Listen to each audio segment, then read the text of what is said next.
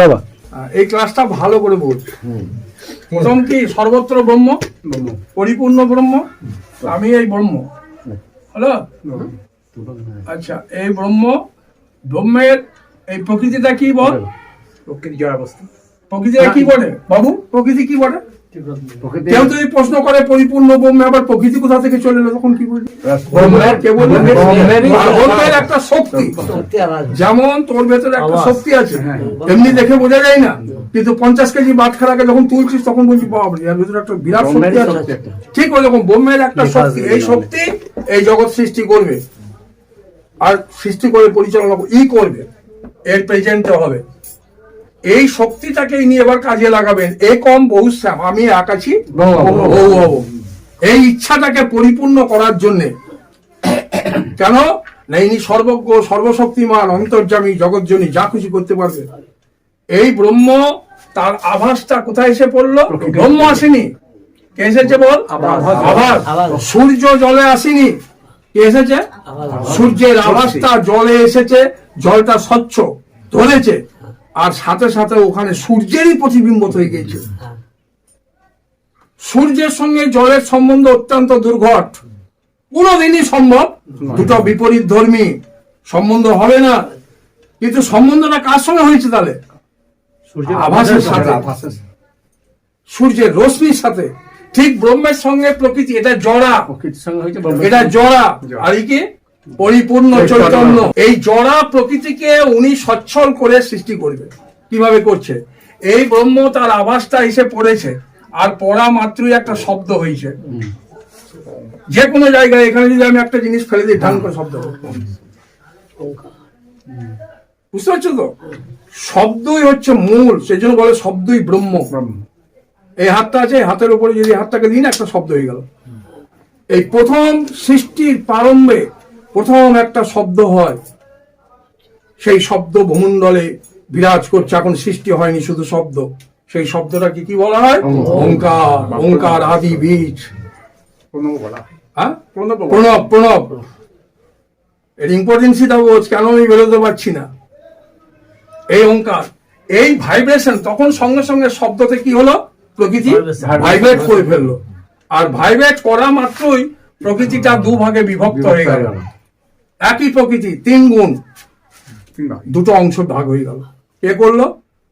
এই ওঙ্কার, এই শব্দ করে দিল। এরই সামর্থ্য আছে বন্ধন এবং মুক্তি করার। হ্যাঁ, কেননা এই ওঙ্কারটা পরমাত্মার সঙ্গেও যুক্ত, এই আভাসটা প্রকৃতির সঙ্গে। সূর্যের আভাসটা কার সঙ্গে যুক্ত? জলেও যুক্ত, সূর্যের সঙ্গে সম্বন্ধ, কোটি মাইল দূরে সূর্যের সঙ্গে সম্বন্ধ। এই জন্য এই আভাসটাকে ওঙ্কার বলে, এই আভাসটাকে সেতু বলে। সেতু মানে এপার থেকে ওপারে চলে যাওয়া সামর্থ্য এই ওঙ্কারেরই আছে। বোঝা গেল?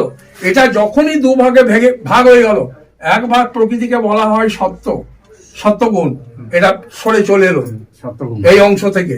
কোন অংশ থেকে? রজ থেকে, বলো, এবং তম থেকে। এইটা এখানে একটা শব্দ ব্যবহার করছে বেদান্তে, অবিদ্যা। অবিদ্যা উপাধি, আর এইটা হলো মায়া। এই মায়া উপাধি। মায়া মানে এই মায়া নয়, এই উপাধির নাম দিয়েছে মায়া। এই জায়গাটা ভালো করে বোঝ। মায়া বা বিদ্যা, মায়া বা অনেক সাধুতে বলে বিদ্যার কাছে, সাধুরা বোঝানোর জন্য ওটাকে বিদ্যা উপাধি বলেছে, বিদ্যা বলে দিয়েছে। এই মায়া উপাধিটা এমন একটা বিশেষ গুণ এই সত্যগুণ উপাধিতে আছে, যে মায়া উপাধিতে যখন এই আভাসটা এসে পড়লো সত্যগুণে, আর ভাইব্রেট হয়ে দুটো ভাগে ভাগ হয়ে গেল। হ্যাঁ, তাহলে এই জায়গাটাকে তোকে বুঝতে হবে। তাহলে সেন্টেন্সে কি বলছে, বেদান্তে কি বলছে এটাকে? চিদানন্দময় ব্রহ্ম, এটা মনে রেখো। এই ব্রহ্ম কি রূপ? চিদানন্দ, চৈতন্য রূপ ব্রহ্ম। চিদানন্দময় ব্রহ্ম প্রতিবিম্ব সমন্বিতা। এই প্রতিবিম্ব হচ্ছে আভাসে এসে এখানে প্রতিবিম্ব হয়ে গেল, ওঙ্কারে। ওঙ্কার উৎপন্ন হল, প্রতিবিম্ব সমন্বিতা। তম রজ সত্যগুণা প্রকৃতি দ্বিবিধা চষা, দুটো ভাগে ভাগ হয়ে গেল। এই 3 গুণের উপরে পড়ে কি হলো? তিনটে দুভাগে ভাগ হয়ে গেল। প্রকৃতি দ্বিবিধা চষা, প্রকৃতি দুভাগে দুভাগ হয়ে গেল। সত্য শুদ্ধ অবিশুদ্ধাভ্যাং মায়াবিম্ব তচ মতে মায়াবিম্ব বশীকৃত তং সাত সর্বজ্ঞ ঈশ্বর। এই জায়গাটা ঈশ্বরের চাপটাই পড়ে গেল। মায়া। এটা ঈশ্বরের চাপটা। হ্যাঁ এটা কি হলো বলো? ঈশ্বরের চাপটা। ঈশ্বর হয়ে গেল। এই মায়াকে বশ করে ইনি সর্বজ্ঞ সর্বশক্তিমান অন্তর্যামী জগৎজনী ঈশ্বর। এর মধ্যে কোনো মায়া নাই, এই জন্য ঈশ্বর কি হলো? মায়াধীশ। এই উপাধিটার মানে এমন একটা গুণ যে মায়াকে বশ করে দিল। এই আবাসটা না, এটা খেয়ে ফেলবো। মায়াকে বশ করে ব্রহ্ম আর ই দুজনে একজনাই হয়ে গেল, একই হয়ে গেল। এখানে কোনো মায়া নাই। অয়ং ব্রহ্মাস্মি ও বলছে, আর ই তো ব্রহ্মই। আর সর্বজ্ঞ ঈশ্বর অবিদ্যা বশকতু, এবার অবিদ্যার জায়গাটা বলছি। অবিদ্যা বশকতু তদ্বৈচিত্র্য অনেকদা সাত কারণ শরীর প্রাক স্তাত্র অভিমান বধ। ব্যাপারটা বুঝতে পারছিস তো? অবিদ্যা বশকত, এই উপাধি রজ এবং তমগুণ প্রাধান্য যে উপাধি, এই উপাধির নাম হচ্ছে অবিদ্যা। এই অবিদ্যা মায়াকে বশ করতে না পেরে চলে বহুজীব। হ্যাঁ কি হলো বলো? বহুজীব হয়ে গেল। বহুজীব। এই জন্য বলছে অবিদ্যা বশকত অবিদ্যার জন্য। তদ বৈচিত্র্য অনেক কথা, বৈচিত্র্যময় হয়ে গেল। সাত কারণ শরীর প্রাক স্তাত্র অভিমানব। এই অবিদ্যাকে বশ করতে না পারে এই চৈতন্য অবিদ্যার বশে বশীভূত হয়ে কি হলো? প্রাক রূপ ধারণ করলো। প্রাক প্রাক প্রাক প্রাক শব্দের অর্থ কি রে? প্রকৃষ্ট রূপে অজ্ঞান। বুঝতে পারলি? এই হলো জীবের কারণ শরীর। কারণ শরীর, এই প্রথম শরীর উৎপন্ন হলো কারণ জীবের। কি শরীর? কারণ শরীর। এখান থেকে উৎপন্ন হবে এই জীবের স্থূল শরীর, বিভিন্ন কর্ম ভোগ। এই হলো মূল বীজ, এই প্রাক। তাহলে আমার শরীরটা কি শরীর? অবিদ্যাজাত শরীর। অজ্ঞান। এটা আমার ন্যাচারাল স্বভাব, আমার স্বরূপ ব্রহ্ম, কিন্তু স্বভাব অবিদ্যাজাত। ব্যাপারটা বুঝতে পারছিস তো? এখানে যে ঈশ্বরের অংশ, এই চ্যাপ্টারটা বাদ থাকবে এখন। এটা আমার অংশ নয়। এই অংশে যদি কেউ প্রশ্ন করে ঈশ্বর কি, কেন, হ্যাঁ, ব্রহ্মা বিষ্ণু মহেশ্বর কে, রাম বা কৃষ্ণই বা কে, তখন এই অংশে আসতে হবে আমাকে। মানে যত অবতারবাদের আমাদের ভারতবর্ষে জন্মগ্রহণ করেছে বা যেখানে জন্মগ্রহণ করছে পৃথিবীতে, এরা এই অংশে জন্ম হয়েছে। একবারে এরপরে হিরণ্যগর্ভ, হ্যাঁ হ্যাঁ, অহম বৈষণ্য বা হিরণ্যগর্ভ, তারপরে ব্রহ্মা বিষ্ণু মহেশ্বর। মানে সূক্ষ্ম থেকে স্থূলে আসছে। একটা ক্রম আছে, সেই ক্রমে আসবে। এটা হলো ঈশ্বরের চাপটা। ওটা রাম কৃষ্ণ জগৎগুরু শঙ্করাচার্য এরা সব এই অংশে আছে। আর যারা মহাপুরুষত্ব অর্জন করেছে তারা এই অংশে চলে এসছে। এই অংশ থেকে এই অংশে চলে এসছে। ওর সত্যগুণ প্রাধান্য হয়ে গেছে। বুঝতে পেরেছো তো? আর বাকি সমস্ত জীব এই অবিদ্যা অংশে উৎপন্ন হয়েছে। এক অবিদ্যা, এক চৈতন্য, আর বহুরূপ দেখাইছে। 84 লক্ষ প্রকার এই জীবের যে প্রকারভেদ একটাও হয়নি, এই অবিদ্যা দেখাবে। এই প্রকার ভেদে তৈরি হয়ে গেছে। এই সুমিত, বুঝতে পেরেছিস? হ্যাঁ হ্যাঁ। এইবার এইটা কি শরীর চলে এসছে? অবিদ্যায় কারণ শরীর। এইটাই হলো কাল চক্র জীবের। কাল চক্র মানে মাস, কাল, বছর। কাল মানে সময়। আর তোমাকে লাগবে, তোমাকে রেখেছে কিন্তু সময়ের মধ্যে। কালের মধ্যে তুমি খেয়েছো সময়ে, শুভা সময়ে, ধ্যান সময়, আবার উঠে পড়িবা সব কালে চলছে। বুঝতে পারছি? যদি সমাধি লেগে যায় তাও কালে। সেও সময়ে। আর তোমার স্বরূপ হচ্ছে সময়ের পারে। ওখানে সময় নাই, সময়ের অতীত। এই জ্ঞানে তোমার জ্ঞান হবে।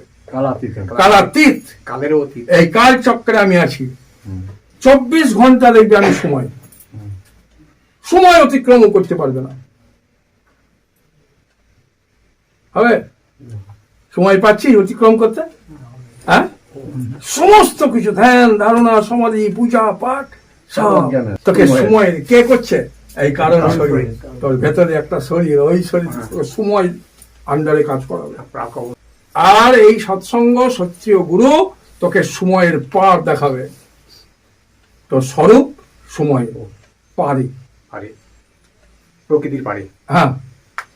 এই দুটো প্রকৃতি, এই তমগুণ এবং রজগুণটা খুব ভাইটাল জায়গা আমাদের। একে এখন বুঝতে যাস না,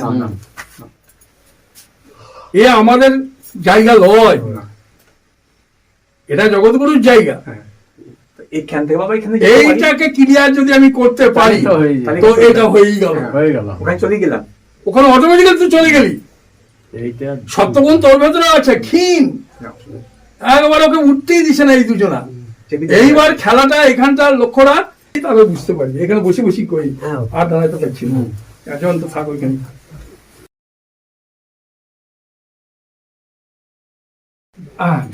ওইখান থাকা, ওই যে অবিদ্যা, এখন আমাদের অবস্থাটাকে ভালো করে বিচার কর। ভগবান যে হবে সে হোক, ঈশ্বর যে হবে সে হোক, ও নিয়ে আমার কোনো লাভ নাই। আমারও স্বরূপ ব্রহ্ম, ঈশ্বরেরও স্বরূপ ব্রহ্ম, যন্ত্রজি কর। এই যে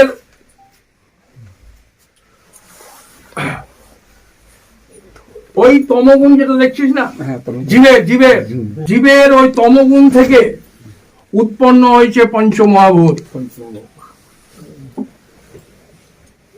ব্রহ্মে কোনো সৃষ্টি নাই, ঈশ্বরের কোনো সৃষ্টি নাই। সৃষ্টিকার এই জীবের। জীব দেখছে কোথা থেকে? ওই তমগুণ থেকে।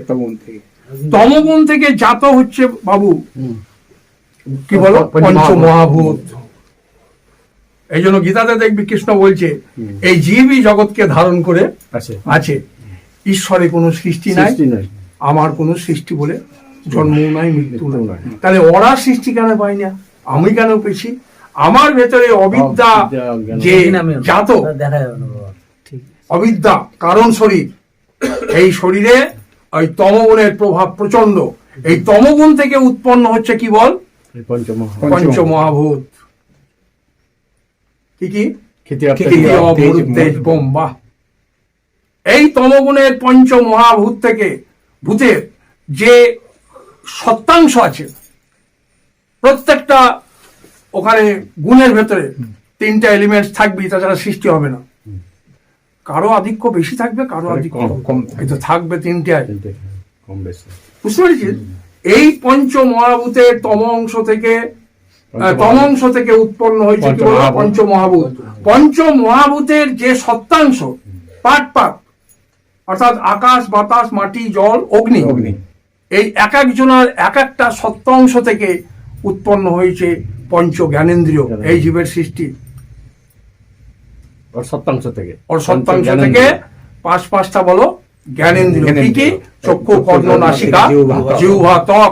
এটা সূক্ষ্ম ভাবে উৎপন্ন হচ্ছে, সৃষ্টি হয়নি, কিন্তু সৃষ্টির কার্য আরম্ভ হয়ে গেছে।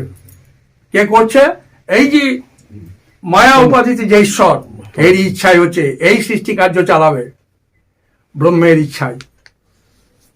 ব্রহ্ম কিছু করবে না, ও চুপচাপ, কিন্তু তার ইচ্ছাতে এই ঈশ্বর ওর ইচ্ছাটা পূর্ণ করবে। সেই জন্য জীবকে চালাচ্ছে কে? ঈশ্বর। ব্রহ্ম নয়, ব্রহ্ম স্বতন্ত্র সত্তা, সকলের মধ্যে একভাবে বিরাজ করছে। এই সত্তাংশ থেকে পাঁচটা সত্তাংশ থেকে পাঁচটা জ্ঞানেন্দ্রিয়ের উৎপত্তি হয়েছে। আকাশ থেকে শব্দ, বায়ু থেকে স্পর্শ, জল থেকে রসনা, অগ্নি থেকে চক্ষু মানে রূপ, আর মাটি থেকে গন্ধ। এই পাঁচটা অংশ। এবার এই পঞ্চ মহাভূতের সমষ্টিগত সত্তাংশ থেকে, আলাদা নয়, একত্রিত যে সত্তাংশ থেকে উৎপন্ন হয়েছে ওইখানে সূক্ষ্ম শরীর। তাহলে প্রথম শরীরটা আমার কি? কারণ শরীর। আর এই পঞ্চ মহাভূতের সত্তাংশ থেকে কি উৎপন্ন হয়ে গেল? সূক্ষ্ম শরীর। সূক্ষ্ম শরীর বৃত্তিভেদে দুই প্রকার, মন আর বুদ্ধি। বুঝতে পারছি? তাহলে কারণ শরীরে শুধুমাত্র আমার কি উৎপন্ন হয়েছে? অহংকার। এখানে দাঁড়িয়ে আছে। কারণ শরীরের অহংকার যখন সূক্ষ্ম শরীরে উৎপন্ন হয়ে অভিমান করবে, তখন দুটো বস্তু উৎপন্ন হবে, কি কি? মন এবং বুদ্ধি। এই চ্যাপ্টারটা খুব ইম্পর্টেন্ট জায়গা। এইবার এটা মনে রেখে দিই, সত্যাংশ থেকে এই দুটো জিনিস কি বল? পঞ্চ জ্ঞানেন্দ্রিয় এবং মন এবং বুদ্ধি। এবার ওই যে রজংশ, অবিদ্যার রজংশ থেকে, ওই রজংশ থেকে উৎপন্ন হবে পঞ্চ কর্মেন্দ্রিয়। পঞ্চভূতের রজংশ থেকে উৎপন্ন হবে কর্মেন্দ্রিয়। পঞ্চ কর্মেন্দ্রিয়, কি কি? বাক, পানি, পাদ, বায়ু, হলো। এই পঞ্চ কর্মেন্দ্রিয়ের সমষ্টিগত পঞ্চ মহাভূতের, সমষ্টিগত পঞ্চমহাভূতের। পঞ্চ বলো মহাভূতের কি? প্রশান্ত বল। পঞ্চ মহাভূতের রজংশ সমষ্টিগত ভাবে কি উৎপন্ন হবে? পঞ্চ প্রাণ, প্রাণের উৎপন্ন। প্রাণ বৃত্তি ভেদে 5 প্রকার, প্রাণ, অপান, সমান, জ্ঞান। তাহলে কটা হলো? 17টি। পঞ্চ কর্মেন্দ্রিয়, পঞ্চ জ্ঞানেন্দ্রিয়, পঞ্চ প্রাণ, মন আর বুদ্ধি। এই 17টা তত্ত্ব দিয়ে গঠিত হলো সূক্ষ্ম শরীর ঈশ্বরের ইচ্ছায়। আর কারণ শরীরে অভিমানী চৈতন্যকে বলা হয় প্রাগ। ওখানে যে অভিমান করছে ওইখান থেকে উৎপন্ন হলো অহংকার, প্রাক অবস্থা। আর কারণ শরীরই হচ্ছে জীবের কাল চক্র। মূল কারণ। এইখান থেকে সময়, মাস, বছর সব উৎপন্ন হচ্ছে। কি ভয়ঙ্কর জায়গা ওটা বোঝ। কারণ শরীর। রজতম অবিদ্যা, অবিদ্যা। না হওয়া জিনিসকে বানিয়ে ছেড়ে দিচ্ছ। হলো 17 তত্ত্ব। এই 17 তত্ত্ব হলো সূক্ষ্ম শরীর। এই সূক্ষ্ম অবস্থাটাকে বলা হয় তন্মাত্র, বৈদান্তিক ভাষা। এতদূর পর্যন্ত জীব সূক্ষ্ম অবস্থায় বর্তমান, ঈশ্বরও সূক্ষ্ম অবস্থায় বর্তমান। কিন্তু ঈশ্বরের চ্যাপ্টারটা ক্লোজ রাখছে, এই কারণে ওটা আমাদের প্রযোজ্য বিষয়, আলোচনার বিষয় নয়। আমাদের আলোচনা বিষয় হচ্ছে অবিদ্যা, যেটাতে আমরা বর্তমান আছি। ব্যাপারটা বুঝতে পারছো তো?